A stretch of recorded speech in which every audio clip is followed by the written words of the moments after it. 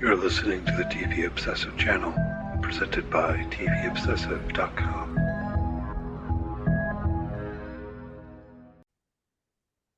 Okay, welcome back to the TV Obsessive podcast. We're here today for episode 100. I didn't realize, Ryan, it's a 100th landmark episode of the TV Obsessive podcast. As always, my name is Cameron Crane. I'm the executive editor for TVObsessive.com. I'm joined by Ryan Kirksey, writer and contributor for the site. How you doing today, Ryan? Yeah, pretty good. Cheers to us, I guess. I imagine most podcasts don't make it to 100 episodes. So, hey, yeah, big deal. Almost, I think next month will be 2 years of this podcast. Yeah, I know there are a couple times in there we doubled up, so we'd have to check the actual date. We couldn't just go by the number. Generally, we do it once a week, but yeah, I know there are a couple weeks in there where we hit two episodes because of the timing of things. Yeah. But yeah, made it to 100. We did it. We did it somehow. Yeah. Okay, well, thanks for listening, everyone. It's May 2nd. We're going to talk about Black Mirror, um, season 7 episode Eulogy. We've been working our way through season 7 here since it came out. But first, we'll talk about what's been in the news a bit this week and what we've been watching. It's May 2nd as we're recording here today. What have you been watching this week, Ryan? Yeah, I don't think we've talked about yet another Apple TV Plus show that I've checked out recently. This is Your Friends and Neighbors, starring John Hamm and I think in the secondary role Amanda Peet Yeah. as his ex-wife. I quite like this show. It's just another fun thing to watch. I remember I was having these conversations about Paradise just being a fun show to watch. The show is not that. This is more like a funny, less prestige version of Breaking Bad. I don't know if you've checked any of this out, but John Hamm is a guy completely down on his luck, has basically lost everything, but has to keep up with the rich and famous lifestyle. So reverts to some some not so legal things to keep that going, and it's entertaining so far. Cool. Yeah, and this one pinged my radar, perhaps in particular from the John Hamm of it all. I remember watching the trailer, thinking about I have not checked out the show as of yet. I always enjoy John Hamm, though. Mhm. Yeah, and I think this has already been renewed for a second season. So Yes, yes, um, I've already seen some casting news for the second season, even though there's still, I want to say, 3 or 4 more episodes left to go in this season. yeah, so I guess it's working. You got John Hamm. What else? What else you need for a successful TV show other than John Hamm as the main character, right? Um, so yeah, I mean, how much comedy is in this one? Because I always like it when John Hamm plays comedic. Yeah, it's interesting. He sort of is straddling this life of rich hedge fund guys, sort of wealthy, uber successful, and then trying to stumble and bumble his way through learning how to rob houses and fence items. It's just sort of that's kind of the plot of the show. So yeah, it's that side of things where he just is trying to learn this, but also not get caught. There's some pretty interesting and I think humorous things that happen. Also some wildly unrealistic and yeah, if this was actually happening, all of their Ring doorbells and cameras inside the house would make this not work whatsoever. But if you suspend reality a little bit, there's, you can get there. Right on. Yeah, I'll have to check it out at some point. Yeah, I think I already had that thought a little bit from watching the trailer and getting the premise and so on. I was like, okay, well, if I'm understanding correctly, and you were like a hedge fund manager or whatever, and now you're engaging, why not like fraud? Why are Yeah. you why are you breaking people's houses to steal their Rolexes? And But he anyway. just happens to live in a ultra elite wealthy neighborhood where everybody feels safe and never locks their doors. That's kind of how he gets going. And so, okay, I Yeah, guess. plausible. I don't know.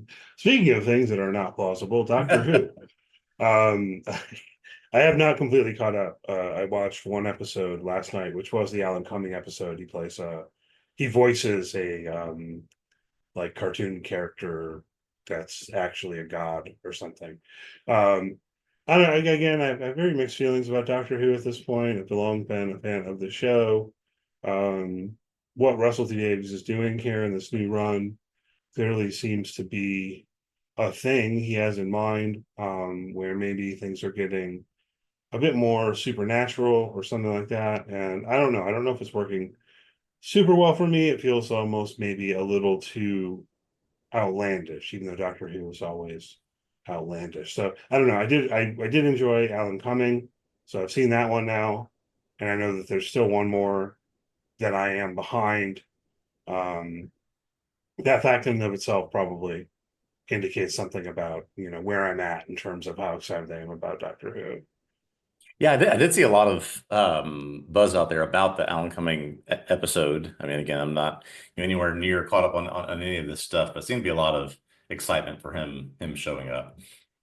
Yeah, and that's the thing. I saw the episode's called Lux, right?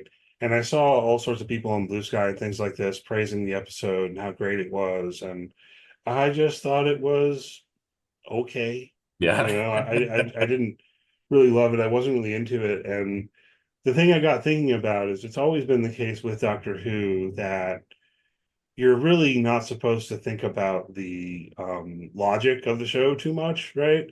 Like, how does time travel work? Well, it's timey wimey, and like every once in a while they say something, kind of direct about not interacting with your past self or something like that. But it Yeah. doesn't even seem like the show is super committed to.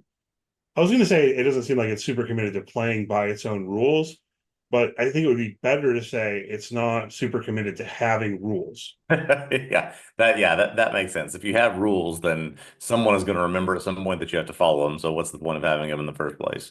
Yeah, yeah, and like that's always been the case, and I've always been fine with it. So I don't know if that had. I feel like it shifted a little bit. I'm curious if others feel the way that I do, or maybe it's just the fact that when you're trying to continue a series for this long, that of course it's hard to maintain the same level, right? Or you almost Yeah. have to start playing with.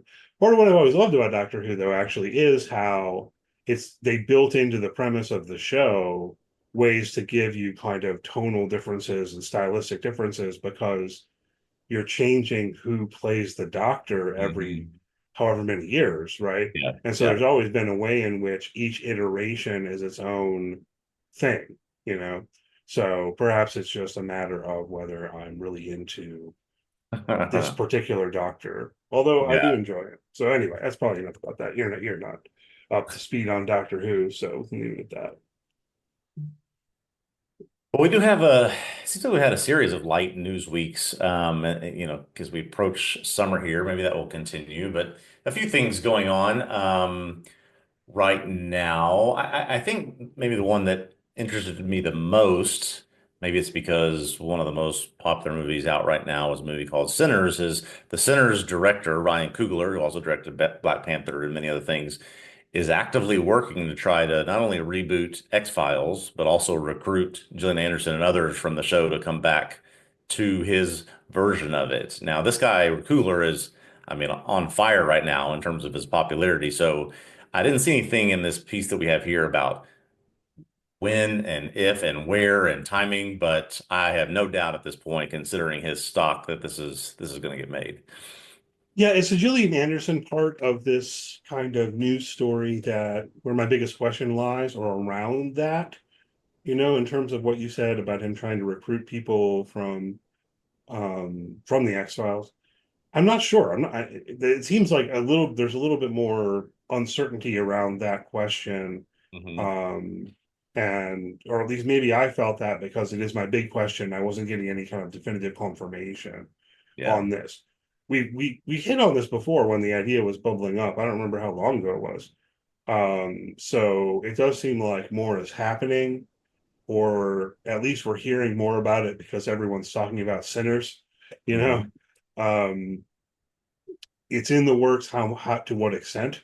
You know what I Yeah. mean? Like how far? But my big question, anyway, that I didn't quite say. My big question is this going to be in continuity with Mm.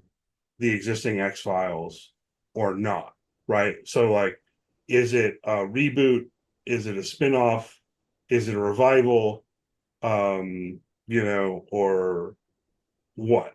Um, and it's not clear to me if that's fully decided. It seems like he was talking to Gillian Anderson, and she expressed that she might be up for being involved in some way, but it Yeah. does seem clear at the same time this is not going to be Mulder and Scully.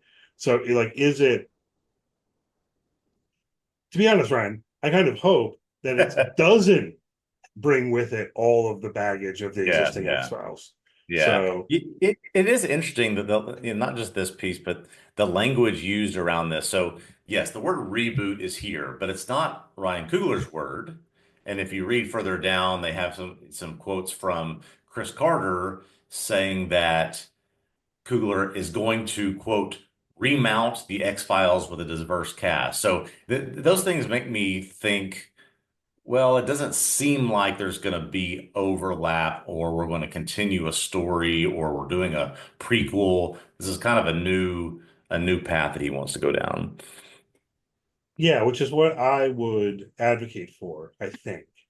I don't Yeah. know. I have very mixed feelings. I mean, I'm one of the rare people who will defend X Files season 8 and season 9 when, when they're like, um, when basically David Duchovny had basically left the show, Yeah. and Gillian Anderson became like a part-time character on the show.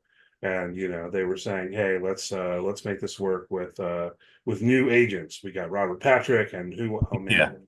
No, I'm blanking on her name. I definitely um Gish, Annabeth Gish, is that what it is?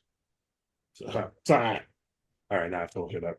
But anyway, it was a very, very, I'll try to keep talking. But I was I thought that was interesting. I mean, part of the reason was having to do with contracts and so on. Yeah. Um, but for the most part, most people didn't think that it worked. Yeah, Annabeth Gish, I had it right. Okay. Um, most people weren't into it. So it's like the X Files originally ran for 9 seasons and was actually canceled. Yes. Yes. Um, and then when they did the revival, they said, well, you got to have Mulder and Scully. Like Mulder and Scully is the only, it's the condition without which we're not going to make any more X Files. Right. Yeah. So it's interesting then that now if Ryan Coogler wants to do something with the X Files. Yeah, I mean that's just my big question. How does it fit in? And maybe my biggest hope would be that we're not even directly told, Yeah. just Yeah. start doing the X Files with new people, Yeah. right? Exactly. And Yeah. just don't worry about it. Um, but it does seem like they're at least playing with the idea of like a Scully cameo at least or something. So I don't know. I'm very curious about this. The other one, and this isn't even in our notes because there isn't really any news about it, but they're also working on something having to do with Buffy the Vampire Slayer. So Mm-hmm. there's these two shows out there, like basically from the 1990s, that I'm a huge fan of. Yeah. And in both instances, it's like, okay, well, I'm really intrigued by whatever you're doing, but I also cannot help but be like deeply worried, you Yeah. know? Uh, but yeah, I'm looking forward to that. Anything else you want to say about it?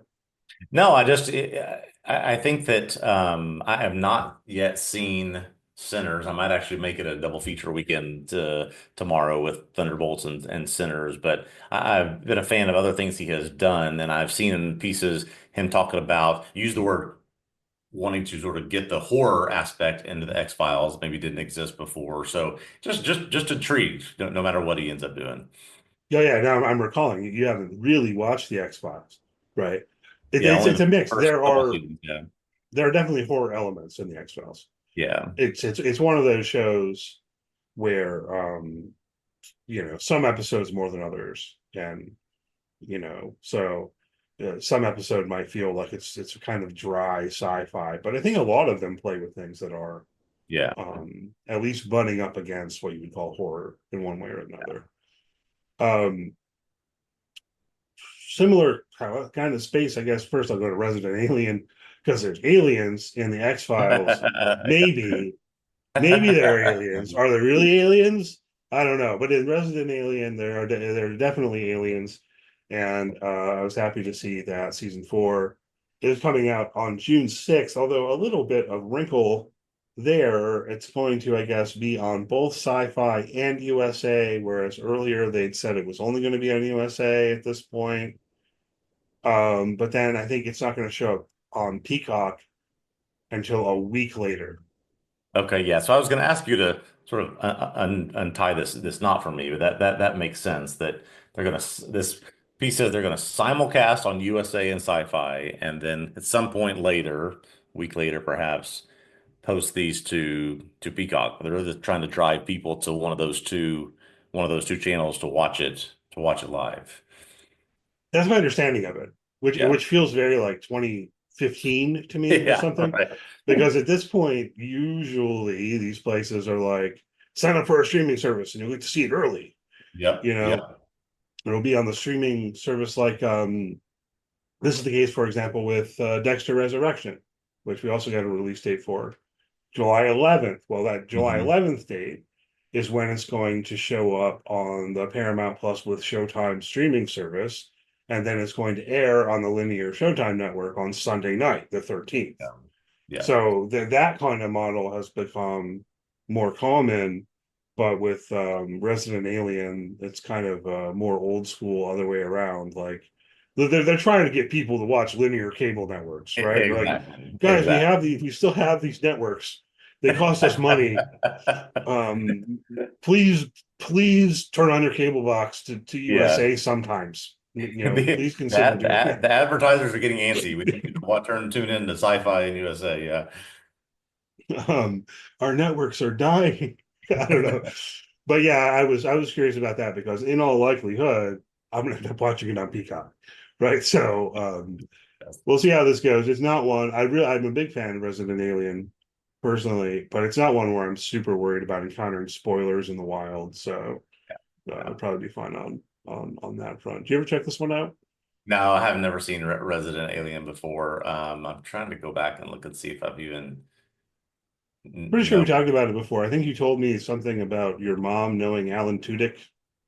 Oh yeah, yeah, yes, yes. Well, so my mother-in-law, I think it was had Alan Tudyk in one of her math classes when she was a teacher. So yes, so yeah, and so frankly, being I'm a big fan of Alan Tudyk, a lot of things he does. So I'm actually surprised at myself that I have not checked this out because of how much I do like him. So yeah, it's definitely there at some point, but yeah, let's see. Okay, so I'd have 3 seasons of catch up to do before June 6th. We'll see. We'll see. Maybe. That's it's theoretically doable. Yeah. But I also like Alan Tudyk a lot. And he gets to actually be the lead in this one, which Yeah, I can't recall another really TV show or film where he was the lead. that's right. That's Um right. I mean, I guess they're maybe co-lead. Anyway, I like Alan Tudyk, I like Resident Alien, looking forward to that. Even sooner, we did hit on Duster before. I didn't realize it was coming out this soon though. This is coming out in like 2 weeks. Yeah, this surprised me actually. We had talked about, oh, there's a new show coming on HBO that stars Josh Holloway that's written or at least co-written by J.J. Abrams. It'll happen at some point. And that some point is like May 15th or something. It's very close. Yeah, I mean, I maybe we misread the previous press release when we talked about this, and we were thinking it was further out and like just Right. getting greenlit or something. At least I was. But then no, next thing I hear is like, hey, it's that's coming out next week. Um, I think it looks pretty good. I think it looks fun. I think I probably will watch it based on the trailer. What Yeah, it about looks, you? looks very much like an action movie. It's set in the 70s. Set design looks great. Costumes are great. Did not know that Keith David is in it as the bad guy. That's fantastic. So yeah, a Yeah. lot of good things going for this one here. It's like, okay, well, you give me Josh Holloway and then you give me Keith David. Yeah, I'm in. I exactly. mean, it does look like it's primarily going to be a sort of action thriller sort of Yeah. thing, relatively. I don't know how deep it will be or anything like that. That's fine. It looks fun. So I am planning to check that out. Further down the line, probably, and I'm not sure when, would be Shogun season two. Um, it's gonna wait. What's the news here exactly? It's Yeah. So going the to start only filming I this think year. that there's been, since it was announced, there was sort of this controversy about Shogun even getting a second season because Right. obviously the first series follows the book and what would they do? And there was some real finality to some characters. So now there was, beyond the announcement there will be a second season, there have been sort of, okay, what's the news? Well, the news is they're going to start production in January of 2026. So it's got, this is quite, as you well know, this epic of a show. I don't think it ever quite got to the Game of Thrones level that they were hoping that it would, but it is quite the production. So this is a late 26, early spring 27. We're waiting for a second season, which they've announced. We'll have several of the main characters back and we'll take a 10-year jump into the future. Interesting. We'll see. It definitely does feel like one of those, oh, this was a limited series, but hey, it was pretty successful. Can we figure out a way to make more of it? Yes. Of course we can. That set a record with 18 Emmy wins last year. So yeah, there was never in doubt they were going to make more. Yeah. Some other things we don't even have in our notes, so they definitely won't be in the show notes or whatever with articles. But just to mention, it does seem like the Bear's going to come out next month. We're excited about that.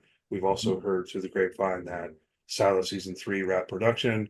We're sort of excited about that. We don't really have official news items on either of those. It does seem maybe it's worth mentioning further with the Bear because I have seen multiple people on social media Yeah. acting like it has been officially announced. Although a lot of people are saying June 15th, I could not find any official confirmation of that. So Yeah. Same here. is that when we're getting it?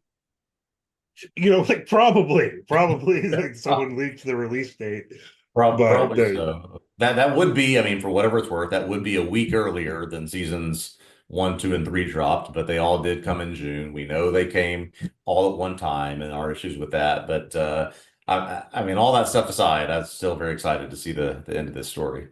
yeah, we've been thinking all along that it would be June. And remind me, has it been confirmed that this is the final season of The Bear? I Or did think we make I've that seen up? several people talk about how this is the how they wrapped up the show. I have seen nothing about there being a potential fifth season. Yeah. These people are all in the stratosphere now in terms of their stardom, so it'd be hard to get them back together, I guess. So I've not seen anything about a fifth season. Yeah, it just occurs to me that it's very much in my mind and would make sense that season 4 is going to be the final season. Yeah, And then I've just found myself just now realizing I'm not sure if I know that for sure either. yeah, right. I don't know if it actually said that or if I just, decided that was going to be the case. Yeah. Um, but okay, good. So lots of good things coming up. We don't have any other really intriguing news items to dig into this week. So let's talk about Black Mirror. We're continuing through our coverage of season 7. Today we're going to talk about Eulogy, which Ryan did write about also for TVObscast.com. If you want to go there and look at his article, we'll put in a little bit of music here, and on the other side, spoilers will be on the table for everything in this episode, which I think is season 7, episode 5, if we're numbering them. Yes. Eulogy, starring Paul Giamatti. And so we'll be back with you in about 10 seconds.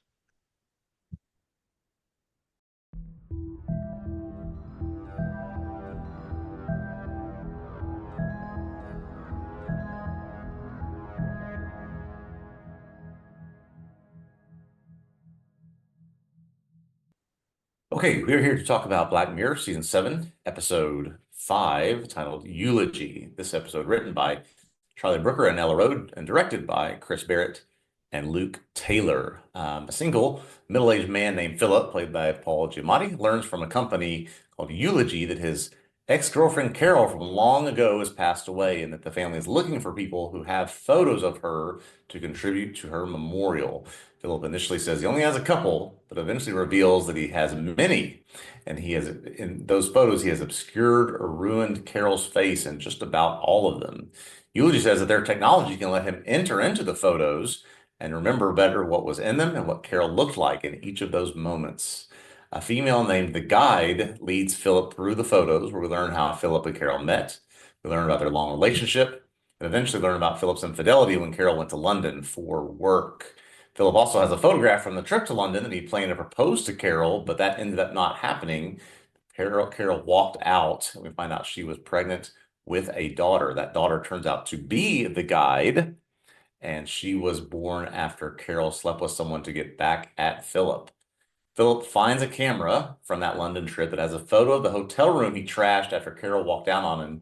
And in that photo, Philip is able to see a letter that Carol wrote. She wanted forgiveness. She wanted to be with Philip, and she asked him if he felt the same to meet her that next day.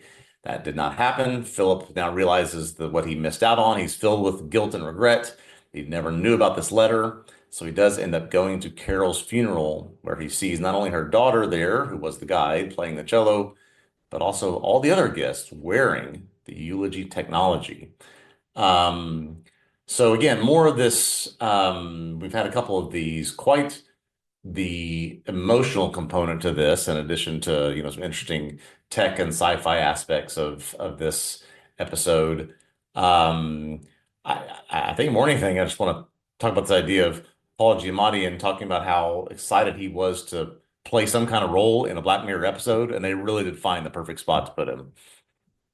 Yeah, he's great in this, as always. I'm always a big fan of Paul Giamatti. Um, but he does a great job of being this character who, at this point, is kind of I was going to say lonely, but I don't know. We don't really see much of his day-to-day life before he gets that phone call. I don't know. Right. I'm not necessarily imagining he's always walking around sad and lonely, but he's living this solitary life, and there's Giamatti always does a great job of portraying that kind of subtle, I don't know, sadness or discontent or whatever, just like kind of behind his eyes, I suppose. Yeah, I think it's a lot to do with that look and that sense of, we get a little bit of context. We have no sense that he has any other spouse or he has any other family. We just find him living alone, tending to his rose garden before this news come about his ex-girlfriend who has passed away. So yeah, so I think we're just sort of presented with this idea of who he might have been or who he has been for all these decades. And it does seem like a um not a tormented character, but just a sad, resigned character. And I think putting the pieces together from the episode, that maybe this had a lot to do with it. Yeah, yeah. That at least that's how I read it. That Mhm. ultimately it was for him a matter of kind of resigning himself to, like, one gets the feeling that overall he really did view Carol as the love of his life, and then got really angry and everything, but then ultimately resigned himself to the fact that that fell apart, and that he was never going to find another one, right? Exactly. It seems Yeah. pretty clear to me that he is a single middle-aged, upper middle-aged. I don't know how old Mhm. Paul Giamatti is. I'm Yeah. pretty sure he's older than me, so he's probably at least in his 50s or Certainly above. so. Yeah. Um, but I really did enjoy this episode. I thought it was very poignant. I mean, it was really a gut punch, um, in some ways that I definitely want to hit on, but I almost don't know how, you know. Maybe let's start talking about the technology a little bit Yeah. though. Yeah. Um, because as you mentioned, so he's contacted by the eulogy company. Now, I think you mentioned that through the technology with I think they call that thing a nubbin in the Oh, Black yeah. Mirror universe. Yeah.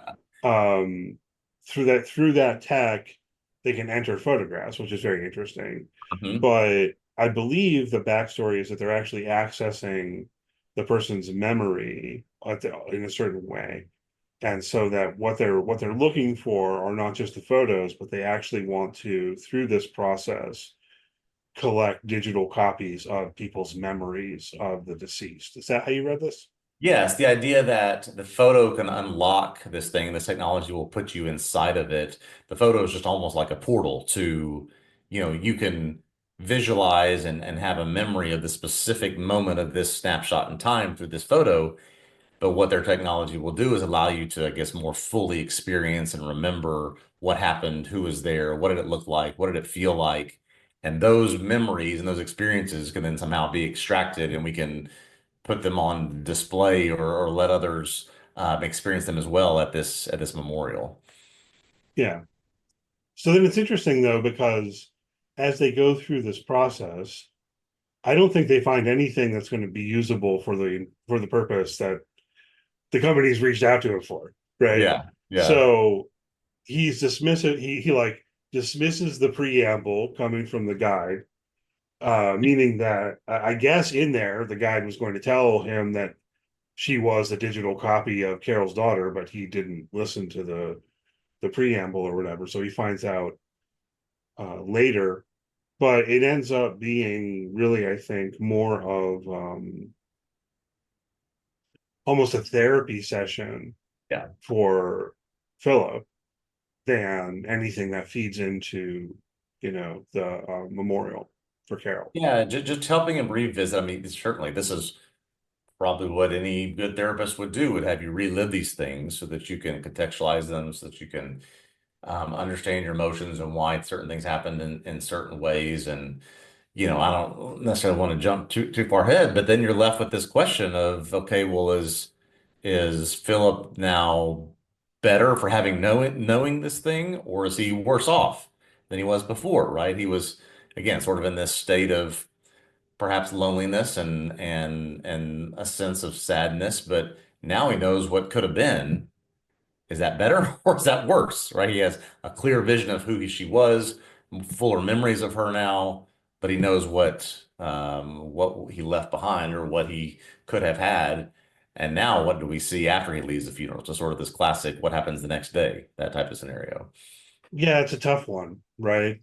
Um, I guess to hit the plot points, um, although presumably people listening have watched the episode, right? But to Mhm. remind you of the plot points, it turns out that um, when Carol had gone to England to be in whatever pit orchestra playing her cello, um, so Philip did cheat on her with their bartender friend or whatever on his birthday, and like it was the only time that Carol called him, so that was a bit of a gut punch. But Yeah. she finds out, and so of course she's mad, but they go through with their plans of him going to visit her in London, and then as a stupid young man, he decides he's going to propose to her in a restaurant. Right. There are a few points over the course of this episode where I'm tempted to like say, okay, now here's a little life advice for all of you. Yeah. And this is one of them, right? Don't do that. Don't plan a proposal in public unless you are absolutely sure she's going to say yes. Maybe do a little bit more research than the magazine and this, seat pocket in front of you on the airplane and where you're going to go do it. That type of advice. Yeah. Yeah. But anyway, so he tries to do that, and then she's very sitting there stone faced or whatever, and then leaves, and of course he's just wrecked, goes and wrecks her hotel room, and then he's only finding out now, what, 25, 30 years later, that she was pregnant because she cheated on him, got pregnant, but then she wanted to keep the baby, and was, so you can imagine, from her perspective, particularly because he's decided to propose to her, she has like no idea how to kind of respond with this truth, and just has to get out of there, right?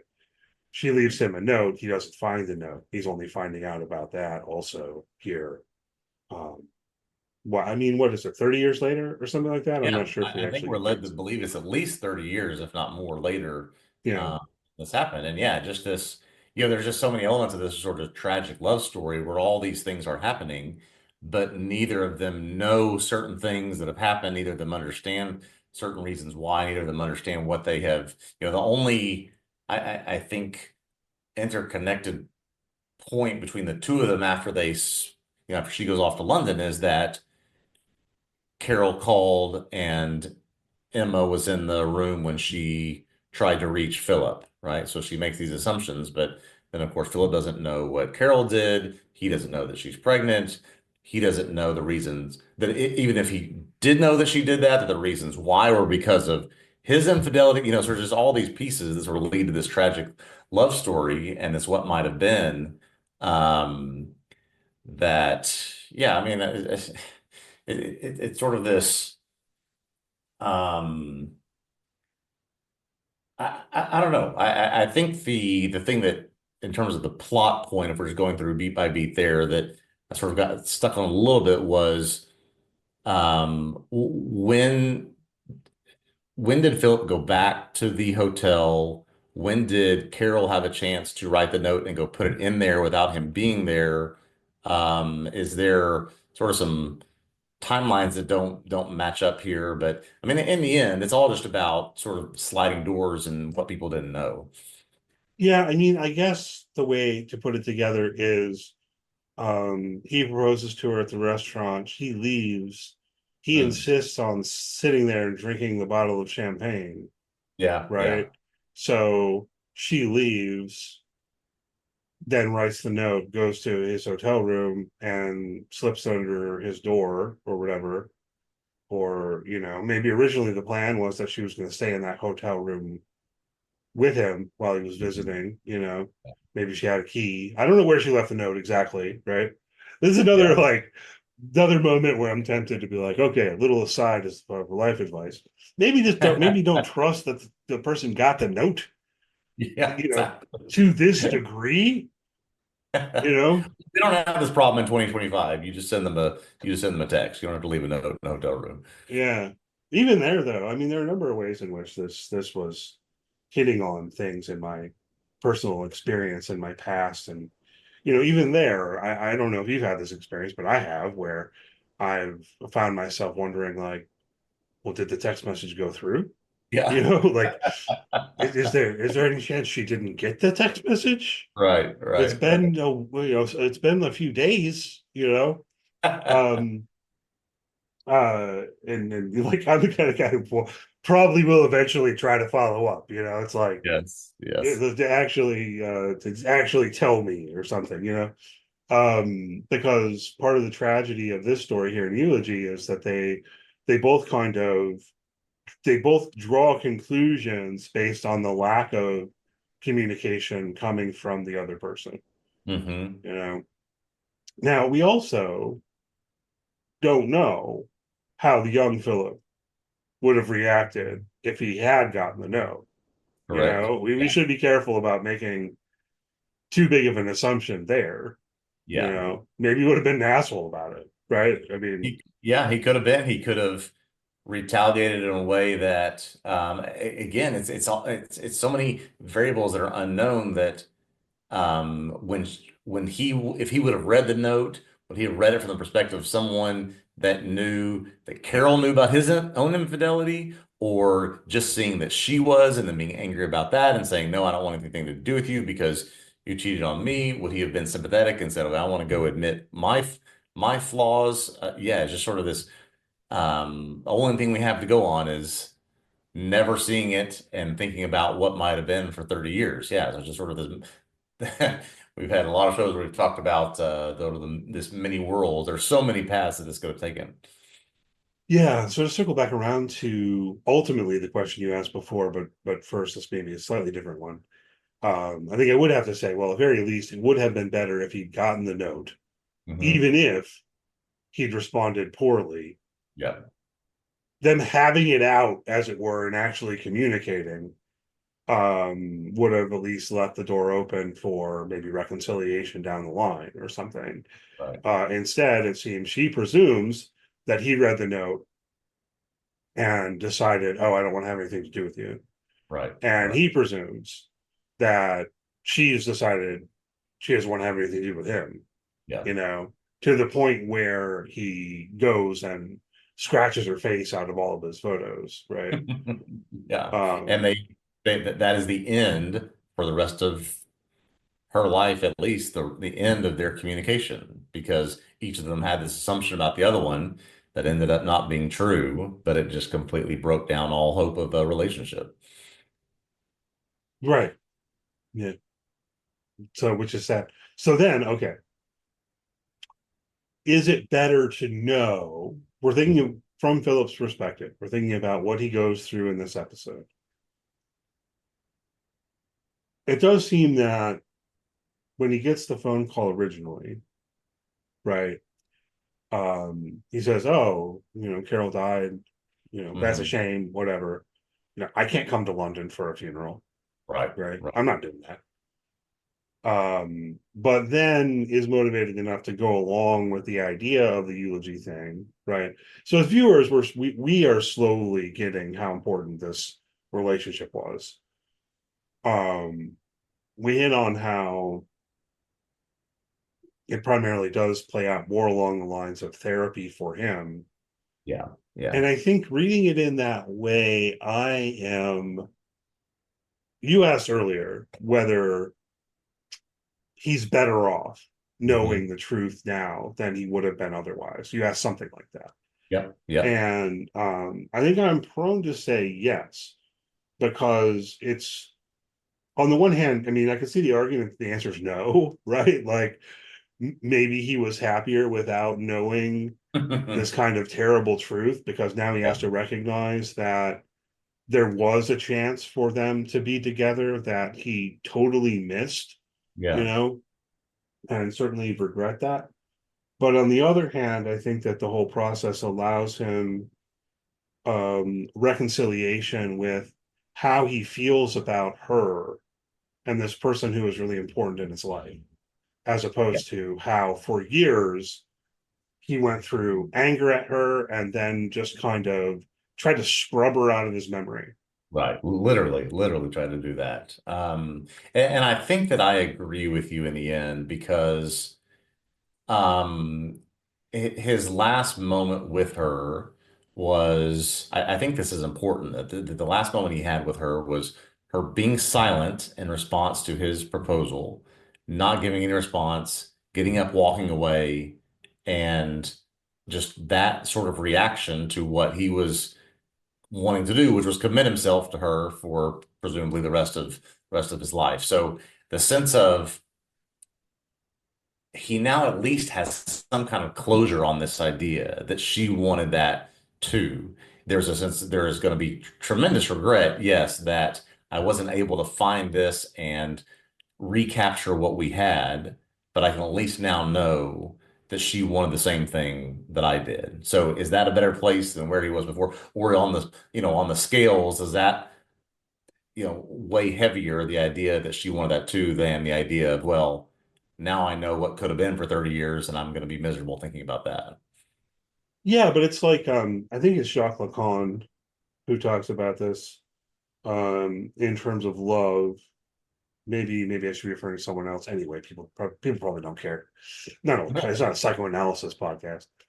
But I think it's Jacques Lacan who talks about love in this weird way in which there can be this sort of retroactive movement, particularly when you're talking about a breakup or something, um, in the direction of experiencing not as hey, we loved each other and that was good, and then now we don't, but rather after the breakup, looking back and saying, oh, well, she never really loved me at all. She never cared about me, right?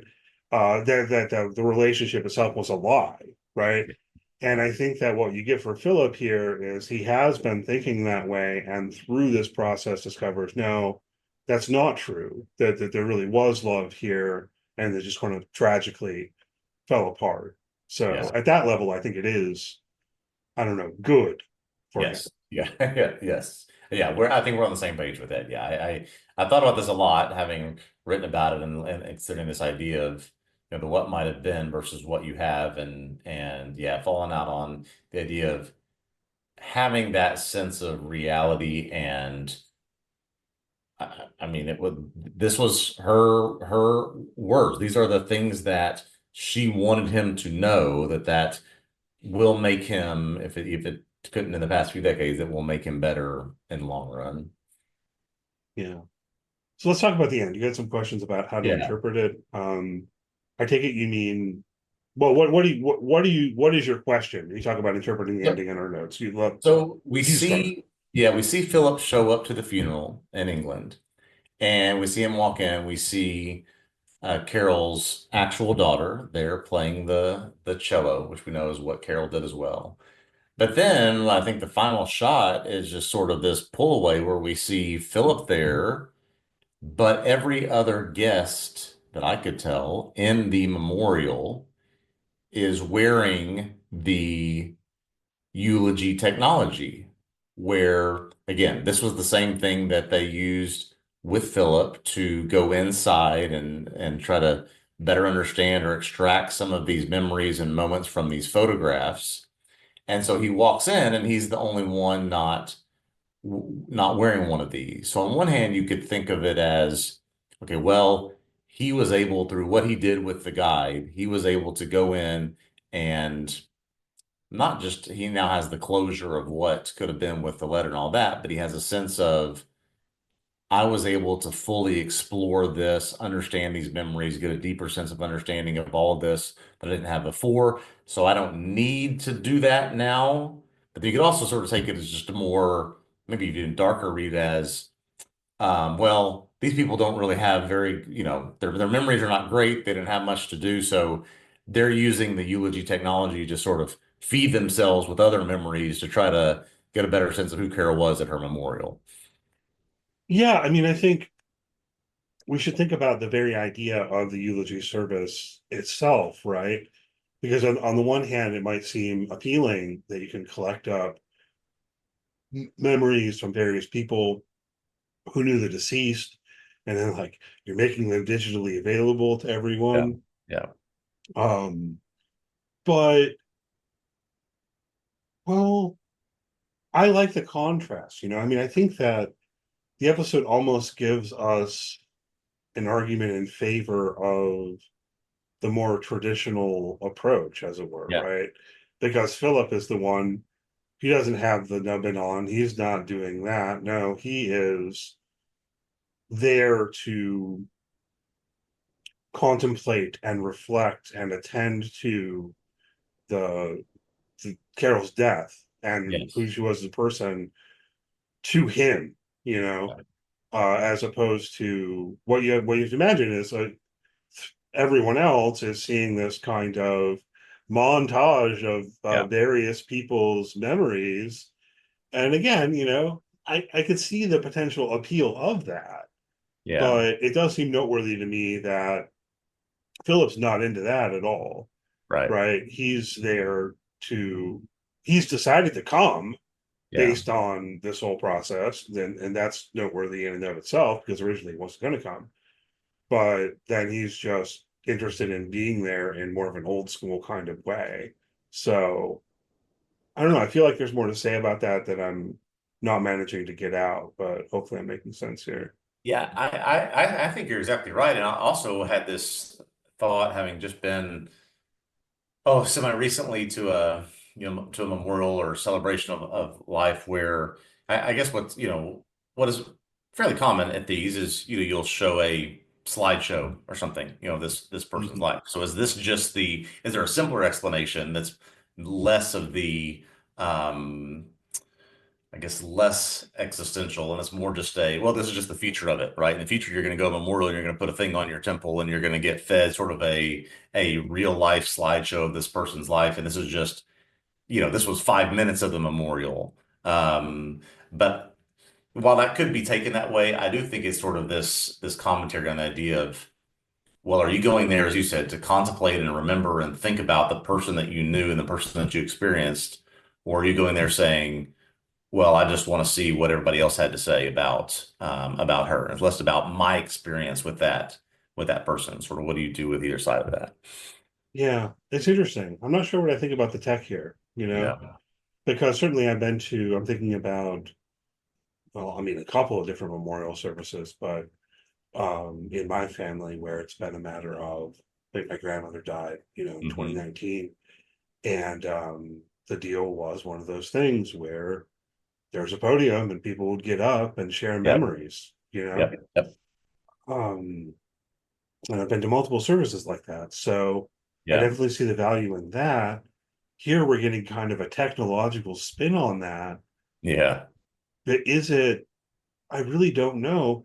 Is it better, worse, or neutral to have this technologically enabled sharing of memories as opposed to um I'm going to get up behind the podium and tell you a story, Yeah, you yeah. know. Made me face the reality and the memory and the experience that I had, and let me share that as opposed to just absorbing things that I was never a part of. But yeah, just goes into this. You and I love an ambiguous Black Mirror ending. Just lots of different ways you can read this, I think. Yeah, I do think though of all the Black Mirror episodes, this one is one of the most I don't know, positive. I mean, Yeah. it's sad, so it's not Yeah. like I would say it's, Yeah. it's not like it's happy or whatever, but it's primarily playing with technology and the like in the direction of, I don't know, catharsis as Yeah. opposed to um dystopian terror or something like Exactly. that. Exactly. So Well said. I think I that's a did good. enjoy it. Did Yeah. enjoy it. You want to say something about common people in connection? I just found a similar theme between those of this idea of both exploring the concept of, well, you're given the choice. Of course, you'd want to spend more or deeper or fuller time with the person that you love or the person that have in your life. In common people cannot spoil that. There are some serious consequences to saying, yes, I want to spend more time with that person. Well, this one, it was sort of this.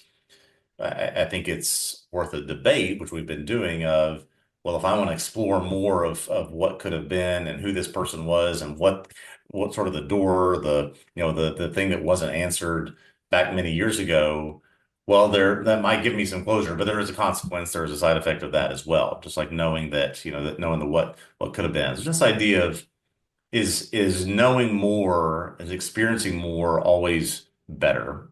Or should we Yeah. be somewhat content in this idea of this is the life that we have and the experiences we've been given, and we should cherish those? Yeah, that's interesting. I definitely think there's thematic connections there worth kind of pondering, and they resonate. Or the other one, the other Black Mirror episode, which is far darker. Um, I don't know if it's darker than Common People. It might be darker than Common People. I'm thinking of the entire history of you. Oh, okay. So again, I don't know if do we speculate that all of the episodes are in the same world or not, or it's fuzzy at least, Yeah. But there, he will recall the entire history of you, which was season one or season two. I'd have to double check. It Two, was definitely two one of the maybe? earlier Yeah. episodes, and the first couple seasons are only like 3 episodes long, so but Yeah. it's in there somewhere towards the beginning. If you recall, there people have the ability to access their memories technologically, like everything is being recorded and stored, and you can go back and sort of like relive things. Yeah. The tech there seems pretty similar to the tech here in certain ways. Um, or I guess if it is in the same universe, I would probably put this before the entire history of you, like that's a Yeah. further step down the line.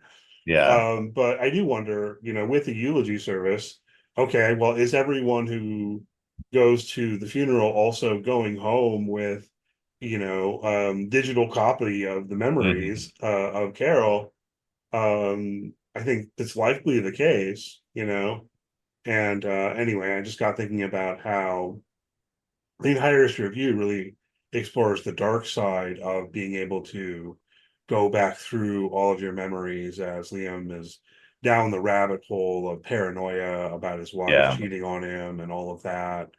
Um, and maybe it's an interesting question to ask in this other sort of context if we're thinking about death and mourning and so on. Mm. Would it be good to be Yeah. able to like go back and replay my memories of my deceased loved ones? Yeah. I'm not sure I think that would be good, Yeah. honestly. There, there, I don't think it would be healthy, I guess. that's what, this is probably a good thing to tie this all together is this idea of memory, how important memory is, why we have such selective memory about things, and why certain things stand out in a greater sense in our memory than others might be just one of the I think major themes of this episode, this idea that our memories make up in many ways, like in this situation, make up the people that we know, the people that we've experienced, right? And when we try to force something or build a construct on top of those, we don't really get the true experience of how we knew that person. Um, that's where, yeah, it's a sense of I would tie all those together in some way. And yes, episode 3 of season 1 of Black Mirror, the entire history of you. It's a good one. Yeah. I wrote up when I wrote on that episode, I think it's probably still there on the comments on TVObscast.com. I had someone who was yelling at me because I made this Lacanian claim that the paranoia, the jealousy is pathological, even if you are correct. Yeah. And people were like, what are you talking about? Yeah, like, I think it really fits with that episode. It's like the way that Liam acts in that episode is like psychologically unhealthy, and that doesn't change just because he was right. Right, right. Anyway, um, sorry for the spoilers on that episode if people haven't seen Yeah. it. We didn't have a spoiler warning for that. We only did for Eulogy here. Anything else you want to say about Eulogy before we wrap up here? No, I think this was great. I think very interesting addition to this season. Glad that I wrote about it. That I got to spend a lot of time with it, and yeah, this is just a real poignant look at some important topics. Yeah, yeah, I enjoyed it as much as Yeah, one enjoys a yeah, kind of exactly. punch in the gut. But it was very, very emotional for me and probably for everyone. So it was a good episode. All right. Well, thanks always for listening. Hopefully you enjoyed the podcast. If so, please do give a good rating, review, all that good stuff. If you're on YouTube, hit the thumbs up, subscribe to our YouTube channel. Really appreciate it. We'll be back next week, continuing to talk about Black Mirror with the sequel to USS Callister into Infinity. I I constrained myself and didn't make the electric boogaloo joke. USS Callister 2. Anyway, that was pretty good. You can check out my article on that episode if you want to before you listen. That's up on TVObsessive.com. Do check out the website. We have articles on every episode of Black Mirror if that's what you're looking for, along with written work on any number of other TV shows. You follow the site on social media, search for TV Obsessive, and we'll be back with you next week. Yeah, looking forward to it. See you then.